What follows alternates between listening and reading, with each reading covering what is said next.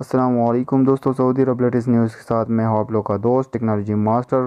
دوستو، پاکستانیوں کی ملک بدری شروع ہو گئی۔ سعودی عرب حکومت نے اعلان کیا ہے، سعودی عرب حکومت کا اب تک کا سب سے خطرناک اعلان ہے۔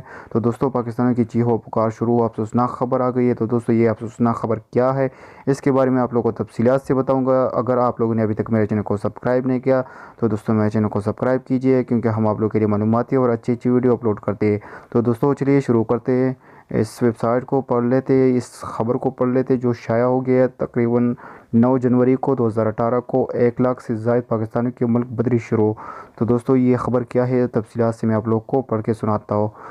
دوستو، یہ ایمنسٹی اسکیم کے تحت غیر قانونی مقیم پاکستانیوں کو واپس بھجوانے کا عمل 2 ماہ میں مکمل ہوگا۔ پاکستانیوں کو سہولیات اور معلومات کی فراہمی کے لیے ریاض اور جدہ میں اطلاعات کاؤنٹر قائم۔ سعودی عرب سے 1 لاکھ سے زائد پاکستانیوں کو ملک بدر کرنے کے احکامات پر عمل درآمد شروع ہو گیا ہے۔ تو دوستو، اوورسیز پاکستانی فاؤنڈیشن کی جانب سے جاری ہونے والی دستاویزات کے مطابق سعودی عرب کی حکومت نے غیر قانونی طور پر مقیم غیر ملکیوں کو نکالنے کے لیے ایمنسٹی اسکیم شروع کی ہے، جس کے تحت مجموعی طور پر 1,06,905 پاکستانی جو غیر قانونی طور پر سعودی عرب میں مقیم تھے اگلے 2 ماہ کے اندر واپس پاکستان بھجوائے جائیں گے۔